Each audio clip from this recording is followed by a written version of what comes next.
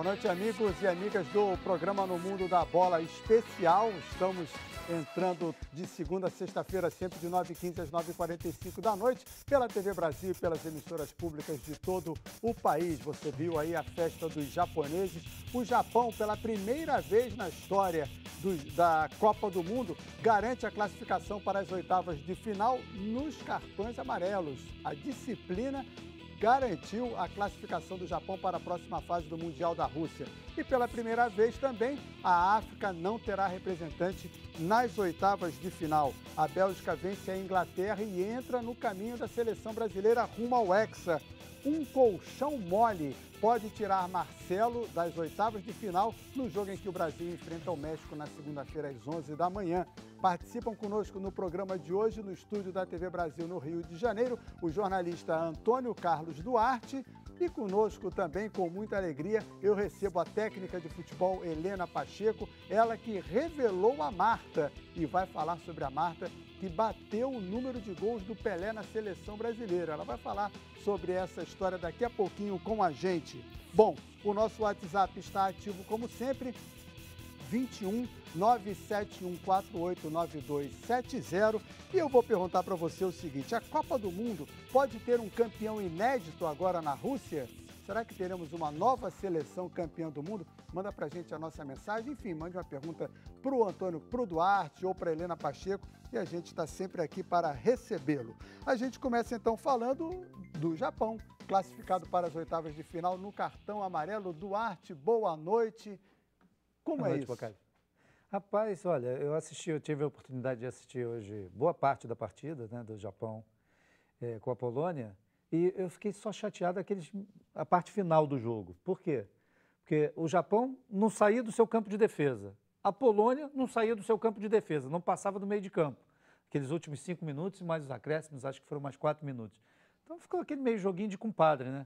E aí o pessoal falava assim, beleza, mas a Polônia queria uma vitória, queria se despedir com uma vitória. E o Japão estava dentro daquilo que queria, ou seja, o Japão sabia que os cartões o classificariam para a próxima fase em relação ao Senegal, também não quis arriscar. Porque se a Polônia fizesse mais um gol, entraria o Senegal e deixaria o Japão de fora. Enfim, essa é uma situação chata que ainda acontece no futebol. Não gostei muito de ver isso. Agora, que é bacana ver o Japão lá também. Eu acho que é bacana ver um país asiático. E o Japão, você falava da disciplina, que a disciplina classificou o Japão deu uma mostra, né, mais uma vez, os seus torcedores no estádio, no jogo com o Senegal, recolhendo lixo. Se bem que os torcedores do Senegal fizeram a mesma coisa. Isso, mas os torcedores do Japão demonstraram isso, a civilidade que existe no povo japonês. Então, por esse lado, por esse aspecto, a gente fica contente também. E, queira ou não queira, o Japão fez uma campanha bem interessante na Copa, né? Pois é, Helena, boa noite também, prazer em recebê-la. Se não houvesse o fair play, a vaga seria decidida no sorteio. Entendi. E aí? É interessante isso, haver essa possibilidade, porque também você acaba demonstrando aos jogadores a importância de você ter uma disciplina dentro do campo. Então, acho que foi uma boa medida que a FIFA adotou, em vez de ser no sorteio. Né? No caso, o árbitro é que classificou a seleção japonesa, a arbitragem, né? Não, acho Pode ser visto assim? Não, acho que os japoneses, de repente, se comportaram melhor do que o time do Senegal, e talvez por isso eles levaram essa vantagem. Acho que não é o árbitro, acho que é a consideração do jogador em relação ao adversário. Porque aí, no caso, Duarte, a gente está vendo ali festa dos japoneses, no caso, tem a questão da interpretação do árbitro. Eu posso jogar contra um árbitro mais rigoroso ou não. É interessante, né? No final da partida, né, nos momentos em que os japoneses estavam ali tocando a bola, o árbitro pedia toda hora. Caiu um jogador da Polônia, um determinado momento o técnico polonês quis fazer uma alteração. Aí você via claramente, você viu a imagem dele pedindo para o jogador cair no chão para ele fazer a modificação. E ele caiu no chão, o árbitro mandou seguir. Os japoneses não tocavam a bola para fora. Num determinado momento, na questão do fair play, aí os japoneses tocaram a bola para fora para que fosse feita a alteração. Mas o árbitro a todo momento mandava a bola rolar ali, porque claramente ele via que nenhuma das duas equipes queria nada com nada, né? Você já passou por uma situação como essa, como treinadora? Não que me lembre, não. Essa situação, jogo, não. Geralmente, eu tinha um time muito agressivo, então meu time queria jogar, ia para frente e ganhar o jogo e fazer mais gols, se estivesse ganhando. Nunca passei por isso, graças a Deus. Nem para se classificar em determinada situação. Não, nunca tive Não passei por essa. Não tive que passar por isso, nem com o time adversário, nem com o meu. Porque a gente teve o exemplo da Coreia do Sul. A Coreia do Sul venceu a Alemanha por 2-0, também já estava eliminada.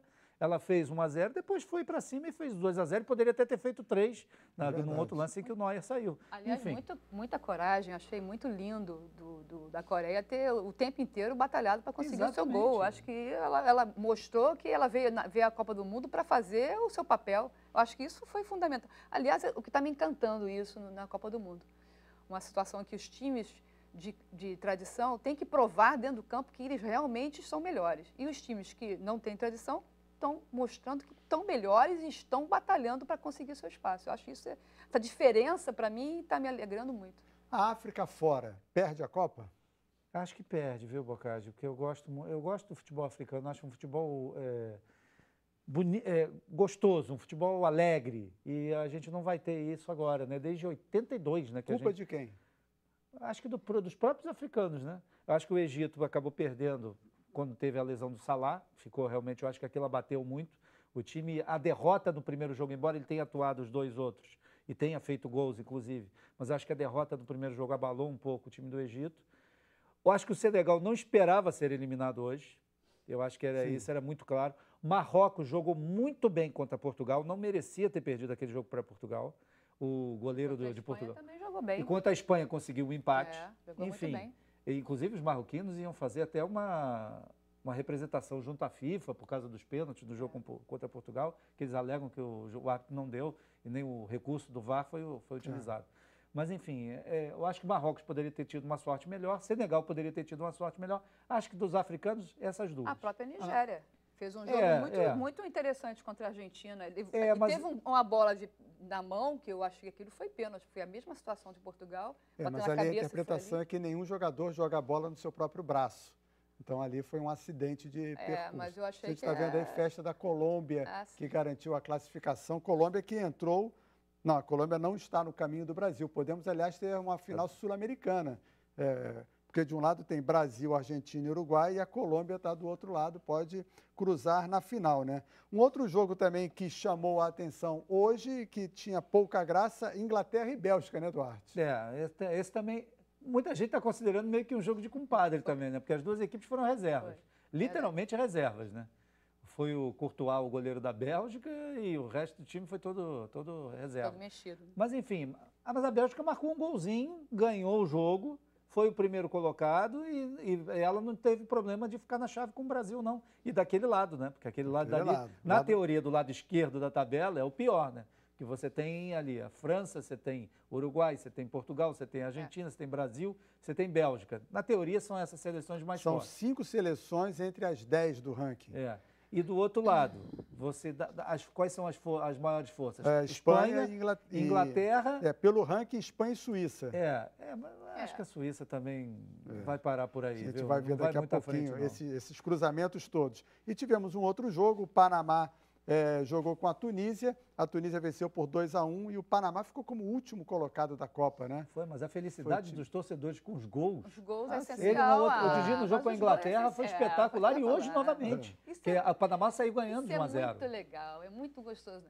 As culturas e as expectativas de cada time são totalmente diferentes das nossas, né? Então eu acho isso muito interessante, essa mistura. E o que me impressiona é que os povos das Américas, sejam eles da América Central, da América do Sul, como comparecem à Copa do Mundo. É verdade. Colombianos hoje dominaram. Peruanos, quantos peruanos tinham no jogo de Peru? Então, vamos confirmar, como já disse o Duarte, um lado da chave, que é o lado onde está o Brasil. Aliás, é o outro lado, são os jogos de domingo. Jogos de domingo, dia 1º, a gente tem os seguintes cruzamentos. Espanha e Rússia, 11 da manhã. Todos esses jogos serão transmitidos pela Rádio Nacional, que está transmitindo a Copa do Mundo. Então, no domingo, 11 horas, Espanha e Rússia. E às 3 da tarde, Croácia e Dinamarca. Quem ganhar cada um desses confrontos se enfrentam, as duas equipes se enfrentam nas quartas de final. E na terça-feira, mais um outro chaveamento. Às 11 da manhã, Suécia e Suíça. E às 3 da tarde, Colômbia e Inglaterra. Outro chaveamento, outra quarta de final, uma das quartas de final sai desse cruzamento aí dos ganhadores. Rapidamente, muito rápido. Espanha ou Rússia? Só Espanha. Quem passa? E para você? Espanha. E Croácia e Dinamarca? Croácia. Croácia. Então, Croácia e Espanha, uma das quartas de final. Na parte de baixo, Suécia e Suíça. Suécia. E para você? Vou arriscar a Suíça. Suíça. E Colômbia e Inglaterra? Torcer pela Colômbia. Então, para você vai dar Suécia e Colômbia. E para você? Se o Rames jogar, Colômbia. Se o Rames não jogar, Inglaterra. Suíça e Inglaterra. Com esses palpites bem rápidos, a gente vai a um rápido intervalo e na volta vamos falar de seleção brasileira. No Mundo da Bola Especial, é um programa da TV Brasil.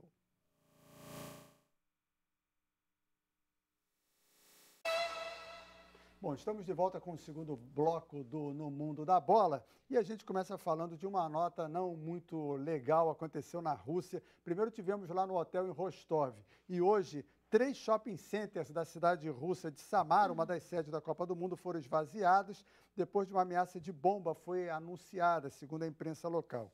A polícia russa realizou uma averiguação em um shopping center e depois receberam uma ameaça de bomba, mas não encontrou nada de perigoso no local, segundo a polícia informou a agência Reuters.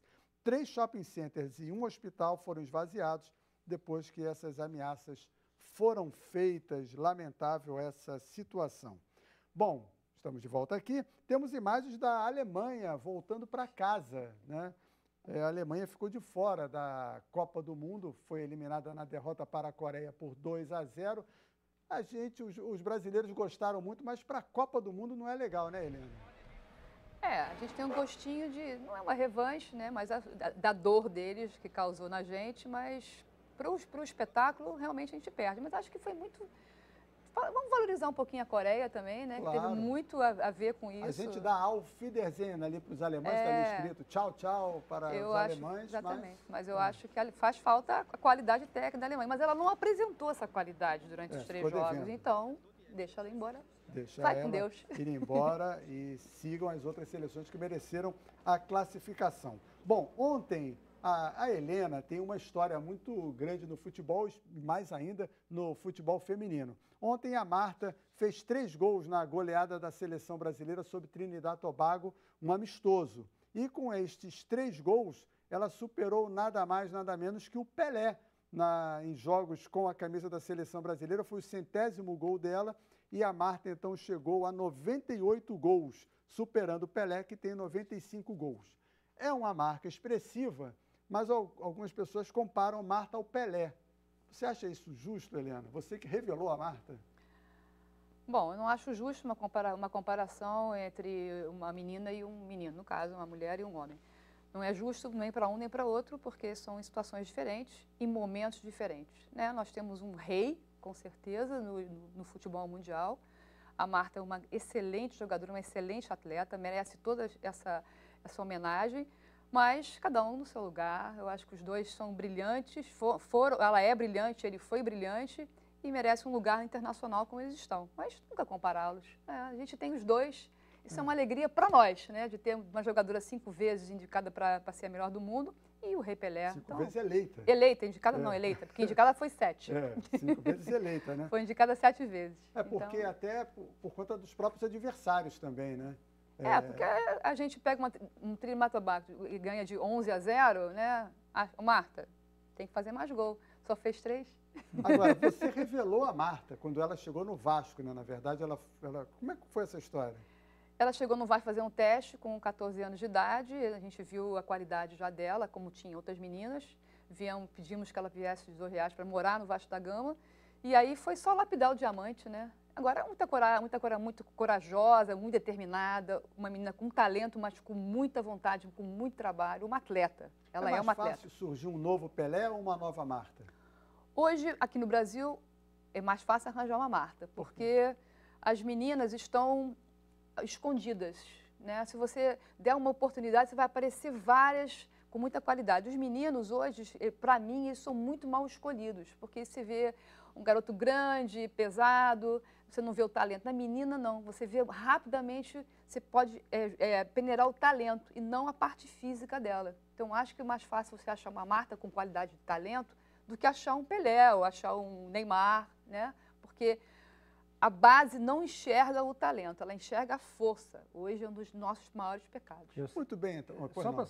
Rapidamente, é só porque a gente observa que até meninas de camadas sociais hoje, mais elevadas até, jogando altinho na praia, aquela coisa sim. toda, está sendo muito bacana isso atualmente. Vamos seguir então aqui, voltando a falar de Copa do Mundo e vendo os cruzamentos das oitavas de final da chave onde está o Brasil. Chave que começa no sábado, 11 horas da manhã, com França e Argentina. E depois, às 3 da tarde, Uruguai e Portugal. Só aí já tem 3 campeões do mundo.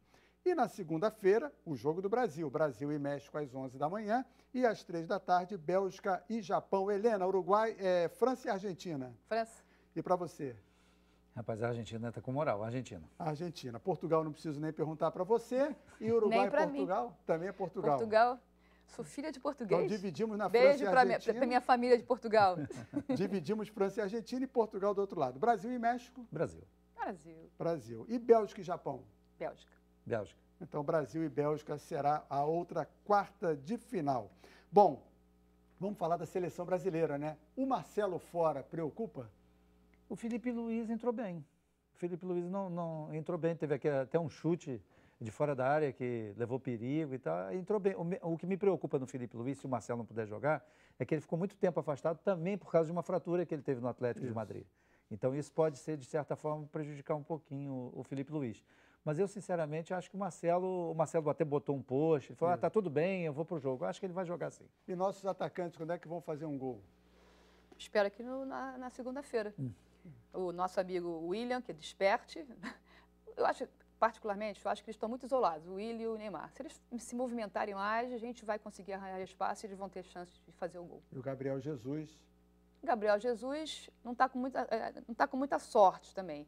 O Firmino, ele está com parece assim, mais chegado no gol, com mais cheiro de gol do que o Gabriel. Mas eu confio nos dois. O Douglas Costa está fazendo falta? Eu acho que ele seria titular. Depois daquele segundo tempo que ele fez diante da Costa Rica, fatalmente ontem ele teria jogado, se estivesse bem, e seria titular. E é um jogador muito mais veloz, dá muito mais ritmo de jogo do que o William. O William não é na seleção brasileira o jogador que ele é no Chelsea. E o Douglas Costa, ele consegue ser na seleção brasileira o jogador que ele é na Juventus e foi no Bayern de Munique. Ou seja, um jogador que atua muito bem pelos lados do campo, com velocidade, que eu acho que é isso que o Brasil precisa. Agudo, velocidade. Né? Ele Exatamente, é agudo, né? muito agudo. Ele é muito agudo, ele vai para cima. E o Felipe Coutinho? Você conviveu com ele em São Januário? Eu peguei ele com 12 para 13 anos. Lá, convivi, né? Eu via o menino lá, assistia alguns treinamentos, sempre foi muito quietinho na dele, muito concentrado. Muito legal ver o processo dele como um grande atleta. Tá, hoje foi dia de folga lá na seleção brasileira, e aí foi dia de churrasco, tem o Neymar ao lado do filho dele, foi dia de jogar em capoeira, enfim, os jogadores relaxaram no dia de hoje. O Neymar está devendo muito ou não, Duarte? O Neymar está começando a tirar aquela pressão que estava em cima dele dos ombros. Você vê que ele ontem ele já foi mais moderado. Também os jogadores da Sérvia não pegaram muito pesado ontem com ele, foram menos pesados em relação a ele. O que eu acho que o Neymar, e ele deve ter sido chamado a atenção pelo Tite, pela comissão técnica, é por causa do comportamento. Mas os mexicanos têm o sangue mais quente. Mas eu acho que o Tite deve ter conversado muito bem com ele, falou assim, Neymar, não pisa muito no freio, não pisa muito fundo não, pisa no freio, porque eles vão te provocar. E você está com um cartão amarelo. E os cartões agora só serão zerados para a semifinal. Então, se ele levar agora, ele não joga nas quartas, se levar nas quartas, não joga a semi. Então, ele tem que... Eu acho que isso aí o Tite deve ter puxado a orelha dele em relação a isso. Bom, como eu disse anteriormente, a Rádio Nacional está transmitindo 56 dos 64 jogos da Copa. No sábado, então, 11 da manhã, França e Argentina com André Luiz Mendes. E às 3 da tarde, Uruguai e Portugal com Carlos Borges. E no domingo, 11 da manhã, Espanha e Rússia com Rui Fernando. E às 3 da tarde, Croácia e Dinamarca com Carlos Borges. Logo depois No Mundo da Bola, às 11h15 você tem mais um episódio de Guerra e Paz, uma premiada série britânica. E à meia-noite e 15, Braço de Diamante, o clássico de hoje, na seleção russa de cinema. Todo mundo que vem aqui participar do programa responde uma pergunta-chave. Eu começo por você, Duarte. Qual o jogo mais emocionante que você já viu, acompanhou numa Copa do Mundo? Numa Copa do Mundo? Ah, Brasil e Itália de 82. Ai, Com faz. certeza. Por quê? Brasil e Itália de 82, por toda a maneira como ele se desenrolou. A Itália saiu na frente, o Brasil conseguiu empatar, a Itália voltou a ficar na frente, o Brasil conseguiu empatar e ali eu achava que, não, agora empatou, agora não perde mais. Aí depois levar aquele terceiro gol do Paulo Rossi foi realmente, para mim foi o jogo mais emocionante e o jogo que eu mais chorei até hoje como torcedor de futebol, viu, Bocardi? Muito bem. E para você, Helena, qual Ele o seu roubou jogo a marcante? minha, mas tudo bem, eu vou dizer uma outra. Ele roubou a minha, que realmente ele tem toda a razão. Foi triste para nós, mas foi muito Sim, sem emocionante. dúvida. Eu me lembro muito do 4-1 da Itália em 70, porque eu já tinha 12 anos, eu torci muito e foi bem legal participar dessa conquista. Mas também a Copa de 82 deixou marcas em você. Deixou mesmo, que chorei muito também, porque era uma seleção muito boa, era uma seleção que jogava para frente e realmente a gente não teve felicidade naquele momento. Bom, vamos falar um pouquinho da Argentina. A gente tem imagens, inclusive, de torcedores da Argentina numa estação meteorológica lá na Antártida, olha só. Isso, futebol é muito louco, né, Helena? Futebol é apaixonante, Bocardi, é uma coisa que faz bem para nossa alma, você torcer, mesmo quando o seu time não está te levando às alturas, mas torcer faz parte do sul-americano mais que qualquer um. Eu acho que para os argentinos longe... Não desistir. Não desistir nunca. É impressionante. Eu acho que isso é muito apaixonante. Isso vem mesmo do sangue sul-americano, né? Não desistir. Então, você falou de não desistir. O Cristiano Ronaldo e o Messi, dá para você fazer uma comparação dos dois nessa Copa? O Cristiano Ronaldo ainda está um pouquinho superior, né? Só a partida dele contra a Espanha, os 3 gols, da maneira como aconteceram. Depois ele acabou decidindo também o jogo com a seleção de Marrocos. No último jogo com o Irã, acabou perdendo um pênalti que muitos críticos em Portugal lamentam que ele tenha perdido o pênalti, porque senão Portugal estaria do outro lado da chave, que na teoria seria um pouco mais fácil, na teoria só, porque na prática às vezes a coisa pode mudar muito, né?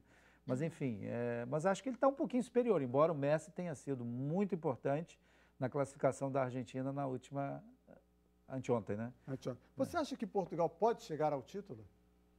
Só com o Cristiano Ronaldo? Eu acho que o jogo com o Uruguai será muito difícil, muito difícil. Mas acho que se Portugal conseguir passar pelo Uruguai, eu acho que pode embalar. E poderá acontecer mais ou menos o que aconteceu na Eurocopa de 2016. Quando Portugal também classificou ali meio... Foi só com empates, né? Foi só com empates, mas só que naquele caso, Portugal entrou de um lado da chave que era mais fácil, com os empates. E agora não, agora ele está do lado da chave mais difícil. Então, eu acho que Portugal pode até chegar ao título, não sei. Mas eu acho que pode, se passar pelo Uruguai, pelo menos aí até uma semifinal pode dar para sonhar. 30 segundos, Helena. Nessa Copa, você destaca mais o coletivo ou o individualismo de um ou outro jogador? Não.